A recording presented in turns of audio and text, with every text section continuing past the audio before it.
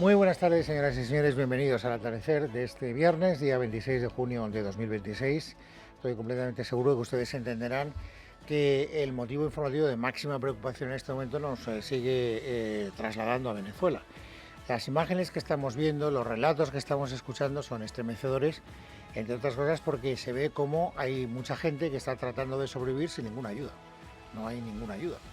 Y además la poca ayuda que hay no tiene las herramientas necesarias para que esa ayuda sea eficaz.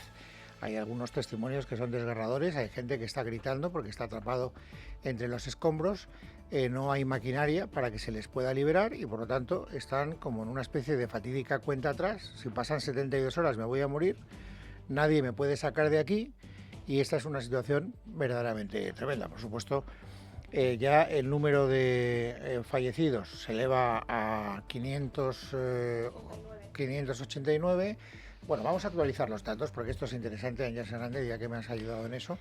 Número de fallecidos, número de desaparecidos y alguna cuestión más que nos permita tener el cuadro de situación de cómo está ahora mismo la situación en Venezuela. Sí, el último balance oficial eleva la cifra a 589 fallecidos, 4.300 heridos. La cifra de desaparecidos es incalculable y las autoridades insisten en que el número de víctimas podría aumentar a medida que avanzan las horas. Sabemos que por el momento hay 4 españoles fallecidos y 99 desaparecidos. Ahora el objetivo es localizarlos y empezar a repatriarlos a través de las Fuerzas Armadas. El gobierno español movilizará 1 millón de euros además en ayudas a través de instituciones multilaterales para ayudar a los venezolanos y se han mandado 59 efectivos de la UME, 2 ingenieros del Ejército de Tierra, 8 unidades caninas y 40 efectivos de la Comunidad de Madrid. Así lo ha anunciado hace unas horas el vicepresidente primero del Gobierno, Carlos Cuerpo. Desde el Ministerio de Economía estamos también, he dado la orden de que movilicemos financiación a través de las instituciones multilaterales que están también presentes en la zona para llegar en este primer momento hasta 1 millón de euros que podamos movilizar para ayudar también con esta contribución financiera en estas primeras horas, como he dicho, intentando en la medida de lo posible contribuir a hacer que las consecuencias se minimicen, aunque ya estamos viendo las consecuencias devastadoras que están teniendo estos terremotos en Venezuela. La situación en la zona cero, Luis, es especialmente complicada, ya que, como has dicho, no hay maquinaria ni capacidad suficiente para poder rescatar a los atrapados y van a ser cruciales las próximas horas para intentar sacar con vida al mayor número de víctimas posibles. Bueno, naturalmente nos vamos a ocupar con mucho detenimiento de esta situación y a partir de las 4:30 les contaremos todo lo que vamos sabiendo, que no es especialmente esperanzador porque es absolutamente seguro que esa cifra de fallecidos va a seguir creciendo, no sabemos hasta qué número, y también el de desaparecidos. Hay 4 españoles, lo decía Ángeles, que ya tenemos constancia absoluta de que han perdido la vida y hay algunas otras personas desaparecidas que pueden estar pasando momentos muy duros. Bueno, este es el asunto más relevante. Si ahora nos fijamos en lo que ha ocurrido hoy en el panorama informativo nacional en nuestro país, nos vamos a encontrar una vez más con varios asuntos que están directamente relacionados con la corrupción.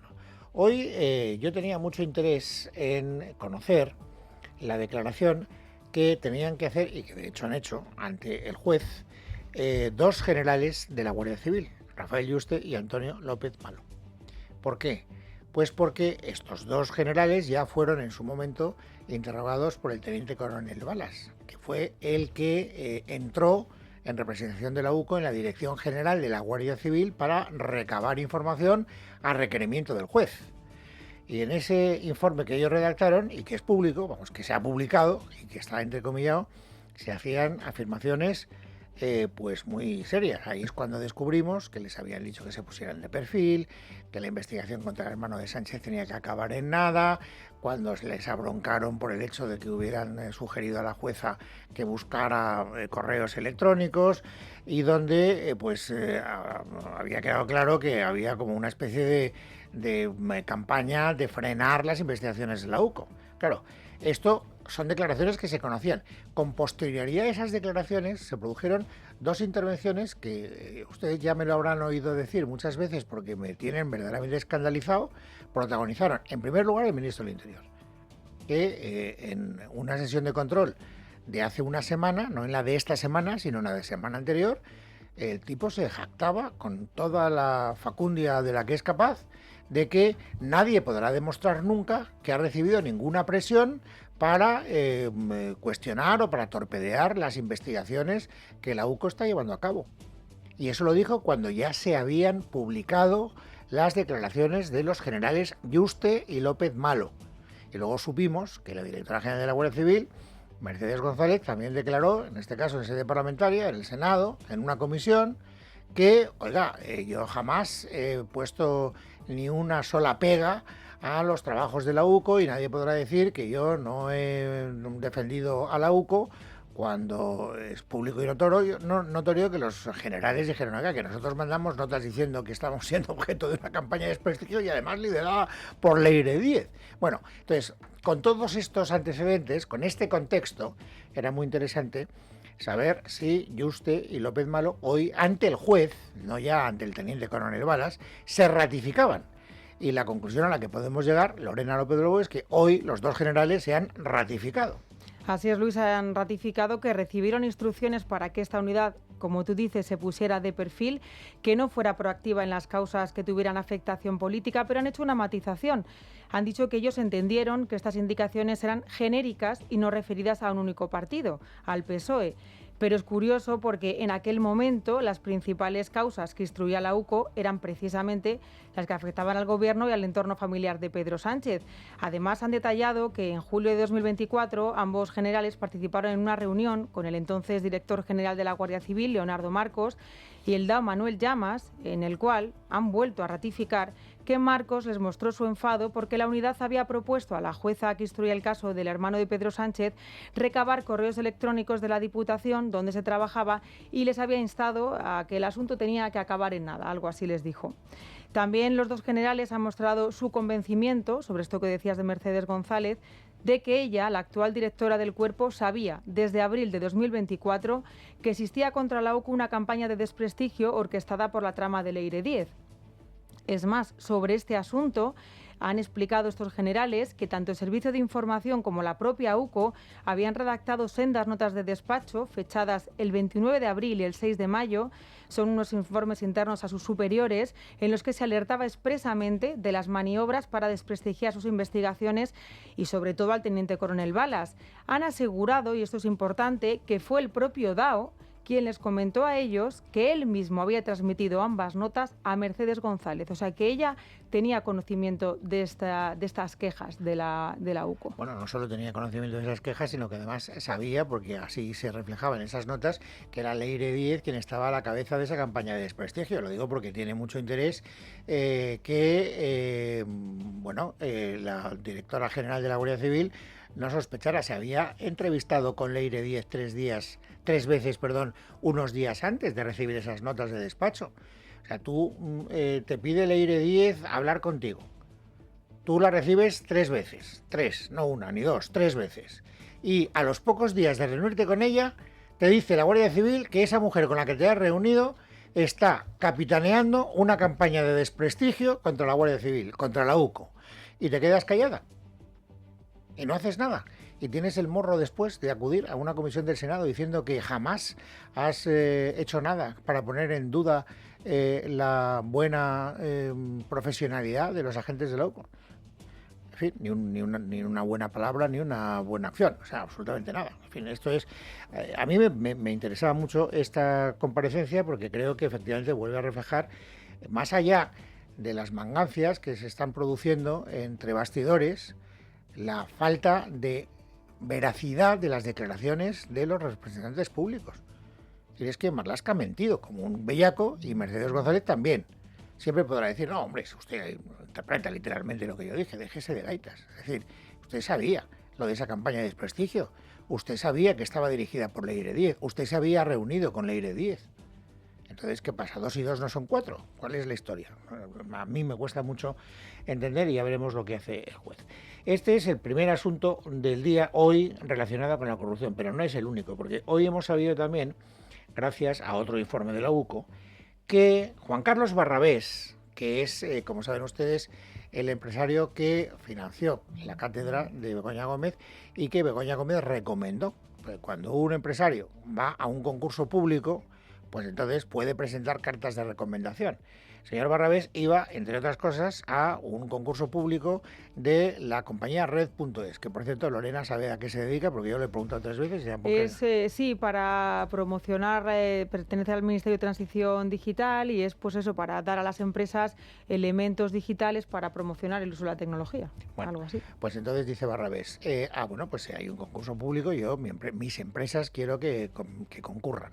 Y entonces, para, digamos, hacer méritos y para presentar, digamos, la idoneidad de su candidatura, pues, entre otras cosas, adjunta una recomendación de la mujer del presidente del gobierno, que no es poca cosa. ¿Qué hemos sabido hoy por el informe de la UCO? Que se falsearon las evaluaciones de las personas que querían concurrir a esas concesiones para que se las dieran a Barrabés. Y además lo hicieron de una manera burda, porque además en los correos electrónicos se ve claramente cómo se dan instrucciones para que los que tengan mejor puntuación que Barrabés se les baje la nota y que Barrabés, aunque no se lo merezca, se le suba la nota. Una cosa sorprendente, pero así es la España en la que vivimos. Lo cuenta con detalle Gonzalo Ríos. La UCO recoge en uno de sus informes varios correos electrónicos que demuestran el amaño de contratos públicos en favor del empresario Carlos Barrabés. La investigación del juez Peinado apunta a la adjudicación de 2 contratos por valor de 10 millones de euros. Los investigadores afirman que Red.es infló las valoraciones de las ofertas vinculadas con las empresas Innova Next y The Valley Business School. Ambas contaron con cartas de recomendación firmadas por Begoña Gómez. Los correos electrónicos intervenidos a 13 trabajadores de este organismo público desvelan que sus responsables introdujeron cambios en las valoraciones con el fin de diferenciar lo máximo posible las ofertas de Barrabés. Piensa en que Barrabés es la buena y las otras han de bajar sí o sí. Es muy injusto, pero la excelencia está en Barrabés. Son algunos de los mensajes que escribió una de las encargadas. Para mí, otras son mejores. ¿Mejor que Barrabés? ¿Qué hago?, respondió otro de los trabajadores.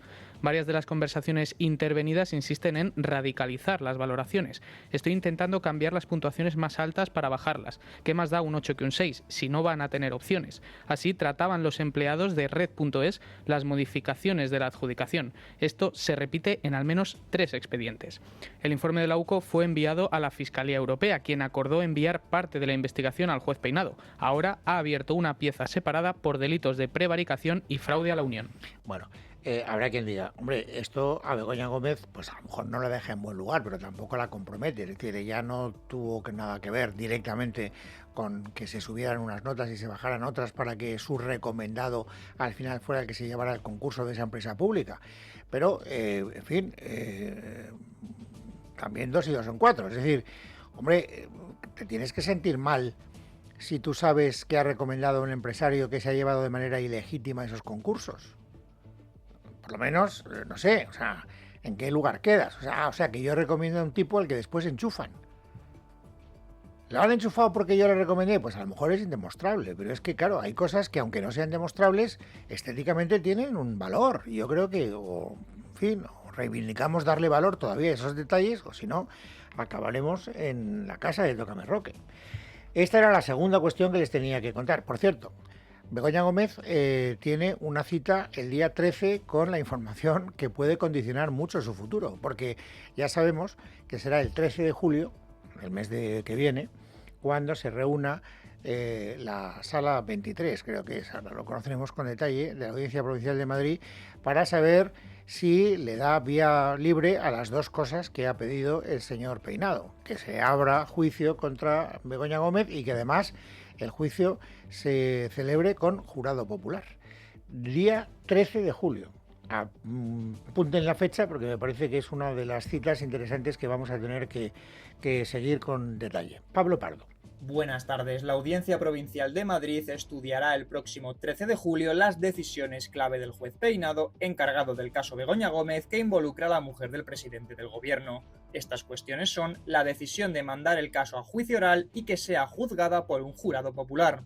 Fuentes jurídicas han señalado a Libertad Digital que será la sección 23 de la Audiencia Provincial madrileña la que deliberará acerca de estos dos asuntos en un pleno que se celebrará con 5 magistrados.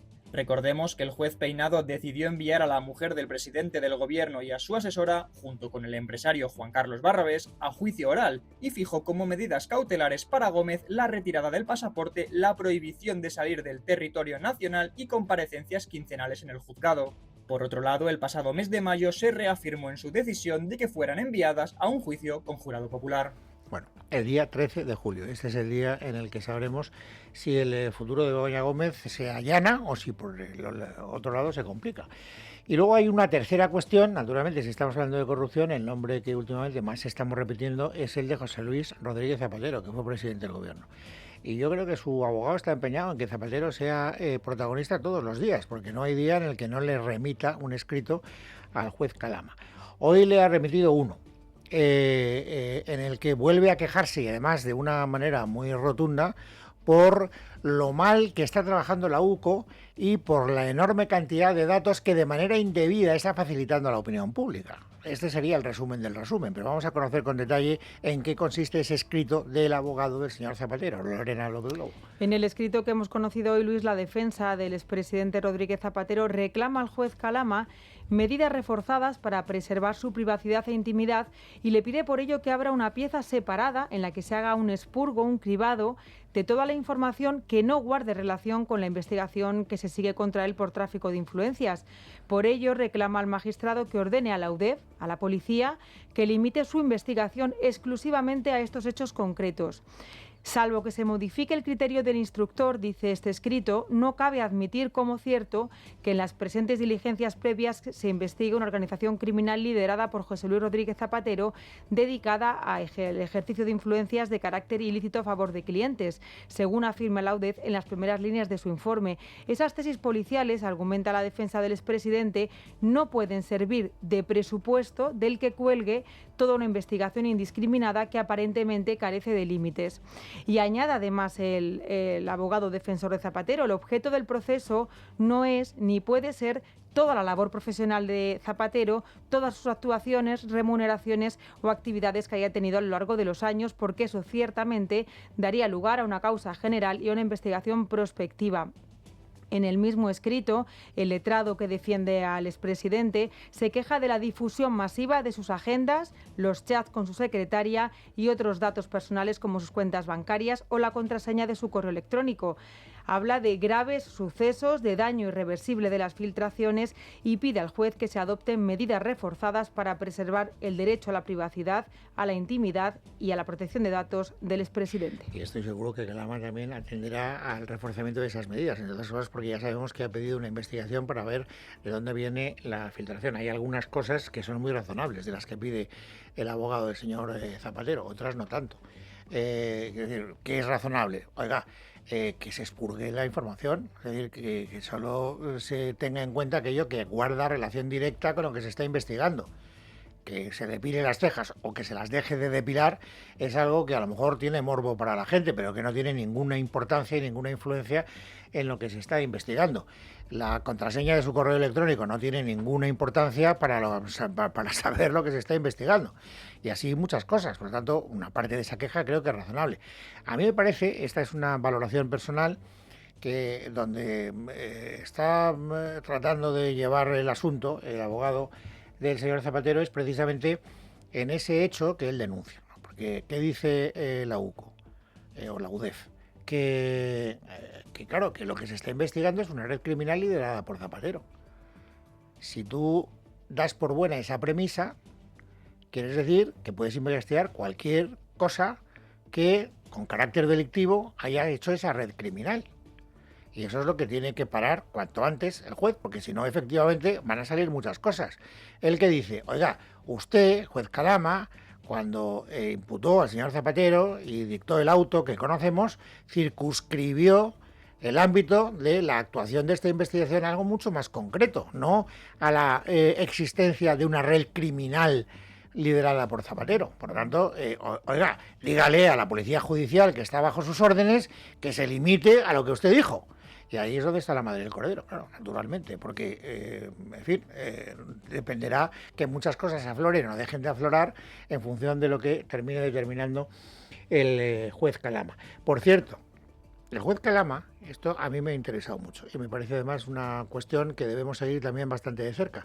Hoy ha tomado una decisión que Hacienda le coloca en una situación muy apurada, porque, claro, a propósito de las joyas, tenemos la sospecha fundada de que el señor Zapatero no lo declaró a Hacienda. Y entonces le ha dicho a Hacienda, oiga, que si usted quiere se puede personar como perjudicado.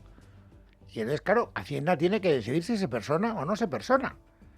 Y si se persona, pues tendrá que, en fin, aportar datos y participar en lo que es la profundización de un presunto delito cometido por el señor Zapatero, que es el de fraude fiscal, que es uno de los dos que le imputa con carácter, digamos, previo el juez que está investigando este asunto. Saben que son dos, uno es el fraude fiscal y otro es el contrabando. Bueno, no sé tampoco lo que dirá Hacienda, pero me interesa mucho esa respuesta porque ahí veremos si de verdad Hacienda quiere o no quiere cumplir con su obligación. Todo el mundo entiende que si en vez de ser Zapatero fuera cualquier otro contribuyente, Hacienda por supuesto ya hubiera pedido que personarse. Vamos a ver qué hace con Zapatero. No me atrevo a hacer ningún tipo de vaticinio. Pero esto de las joyas va a estar, ¿saben ustedes dónde? Muy presente, en una reunión que tiene mañana el Comité Federal del Partido Socialista, porque hay cada vez más informaciones que nos cuentan que, hombre, no es una voz muy extendida, pero cada vez hay más informaciones que dicen que hay como una corriente crítica cada vez más notable dentro del PSOE diciendo estamos ante una situación que no podemos aguantar más tiempo y por lo tanto hay que tomar medidas, hay que decirle a Sánchez que esto no puede seguir así, etcétera, etcétera.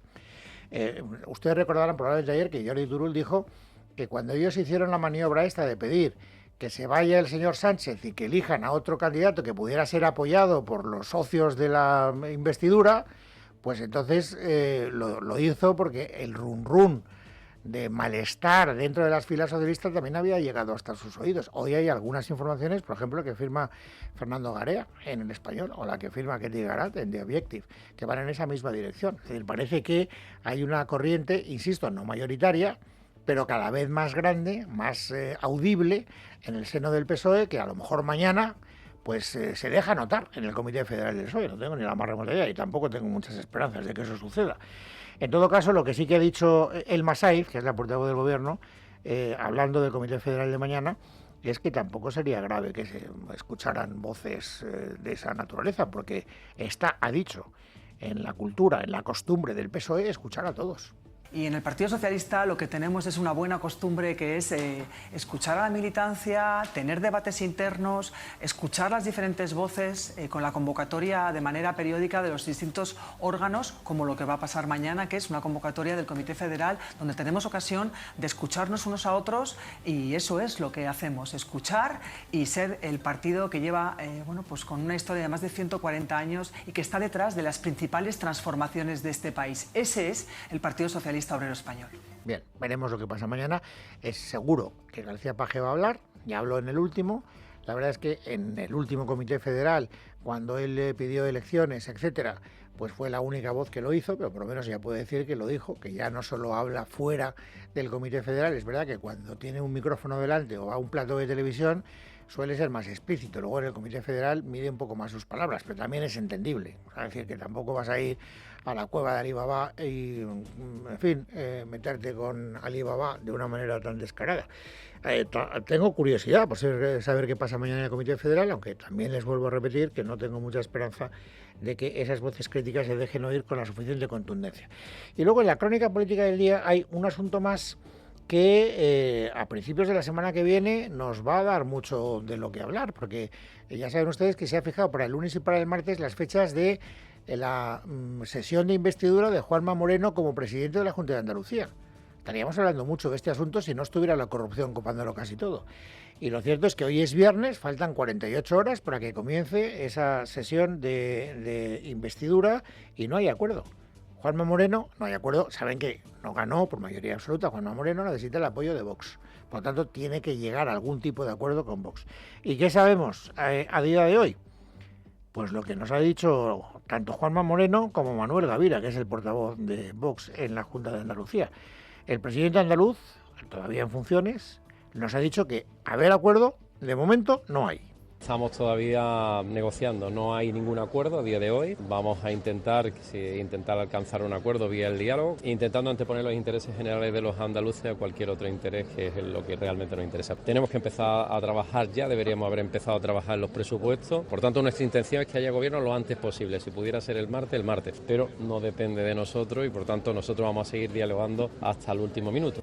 Bueno, también ha dicho Manuel Gavira, que es el portavoz de Vox, insisto, en la Junta de Andalucía, en el Parlamento andaluz, que, que efectivamente no hay acuerdo, pero que ellos van a seguir apurando los plazos a ver si pudieran llegar a un acuerdo, si no es en esta primera sesión de investidura convocada para el lunes y para el martes, pues en la de la semana siguiente. Cuando toque, creo que ha dicho textualmente el señor Gavira. El ánimo de las partes, la voluntad de trabajo de las partes es positivo y nosotros estamos en eso. Vamos a ver si de aquí al lunes martes se llega a acuerdo, si no, pues de aquí al jueves de la semana que viene, que es cuando se repetiría la votación, y si no, pues cuando toque. Pero lo principal es tener un buen acuerdo que beneficie a los andaluces. Bueno, ¿y qué es lo que pide Vox? Pues según Gavira esto. El objetivo es tener un buen acuerdo. Y el acuerdo pasa por lo que Vox viene repitiendo desde hace meses ya, porque desde que se convocaron las elecciones, Vox trajo y puso encima de la mesa un mensaje de defensa del campo, de bajada de impuestos, de prioridad nacional en las ayudas sociales y en el acceso a la vivienda pública, y un mensaje también de que queremos que el gobierno de Andalucía sea un bastión contra el gobierno de Sánchez, contra el gobierno corrupto de Sánchez.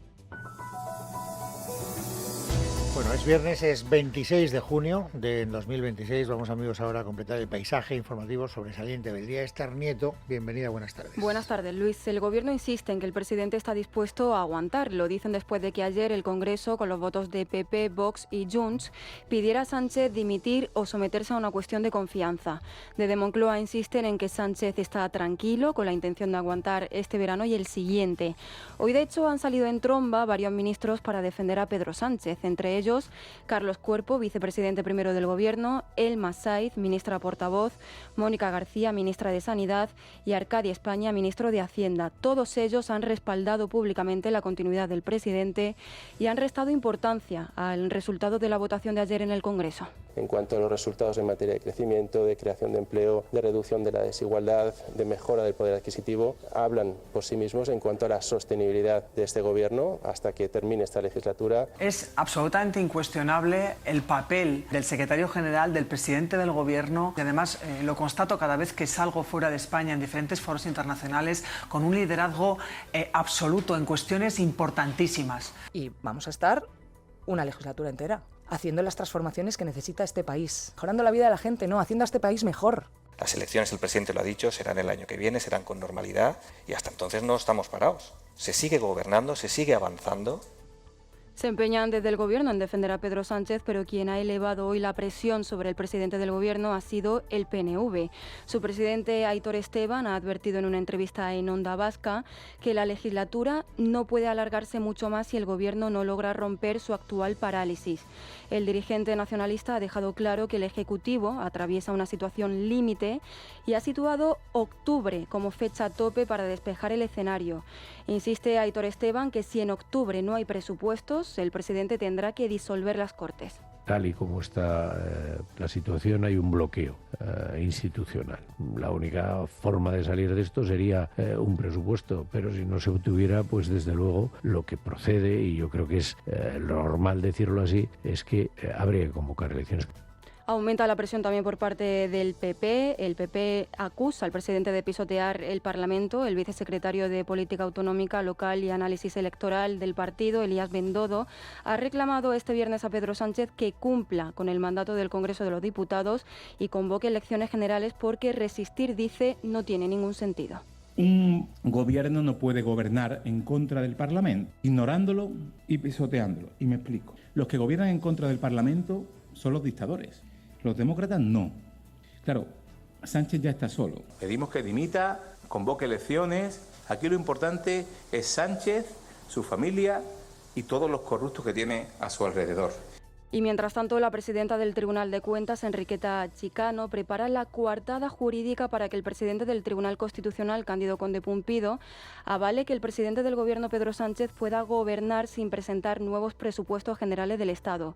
Chicano anunciaba hace 2 semanas la elaboración de un estudio jurídico sobre las consecuencias que tiene prorrogar los presupuestos. Todo ello mientras Conde Pumpido había creado un grupo de trabajo integrado, en su mayoría por letrados izquierdistas del Tribunal Constitucional, para declarar constitucional precisamente que Sánchez gobierne sin presentar nuevos presupuestos. Vamos a conocer todos los detalles. Miguel Ángel Pérez, buenas tardes. Buenas tardes. Fuentes del Tribunal de Cuentas consultadas por Libertad Digital afirman que el informe jurídico que elaborará Enriqueta Chicano servirá de coartada jurídica para que el presidente del Constitucional, Cándido Conde Pumpido, pueda avalar la supuesta constitucionalidad de que Pedro Sánchez gobierne sin presentar nuevos presupuestos generales del Estado, prorrogando los del año 2023. Chicano, dicen, solo está preparando la entradilla para Conde Pumpido. No es casualidad que el Tribunal de Garantía se disponga a elaborar un informe jurídico sobre esas consecuencias justo cuando Conde Pumpido ha creado el grupo de trabajo en el Constitucional para avalar la constitucionalidad de esta práctica del presidente del Gobierno, Pedro Sánchez.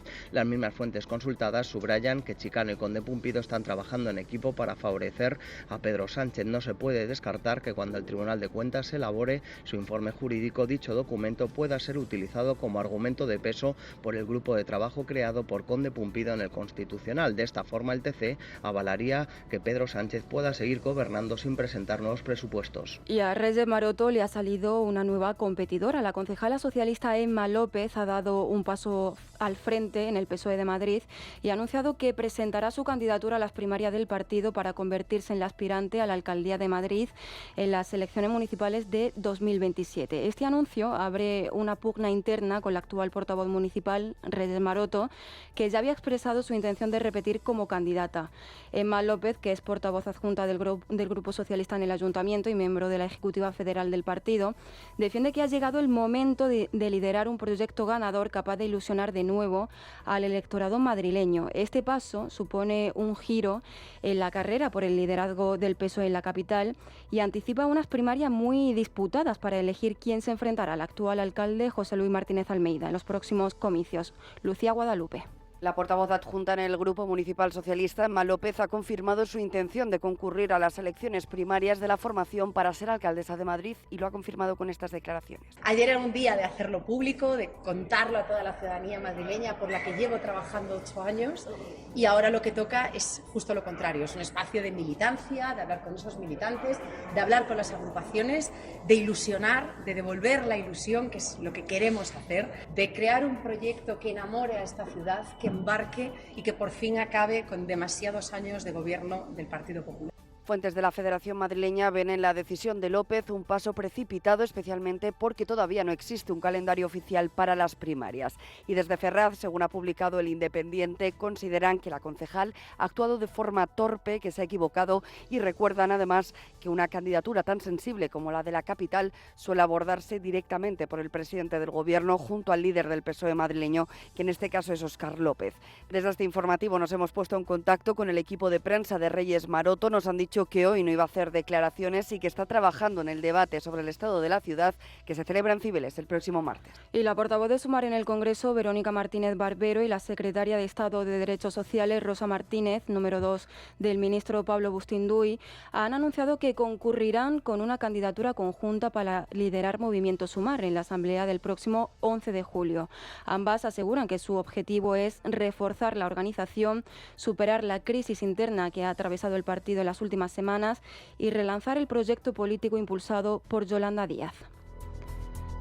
Por otro lado, las víctimas del terrorismo han reclamado este viernes en el Congreso que su memoria quede al margen de los intereses políticos y han pedido que no se utilice su sufrimiento como elemento de confrontación.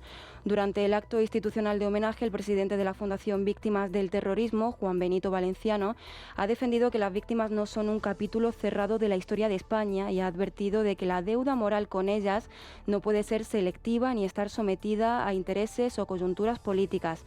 Además, ha reclamado justicia justicia para los más de 300 atentados de ETA que siguen sin resolverse y ha insistido en la necesidad de preservar la memoria de las víctimas como un pilar de la democracia.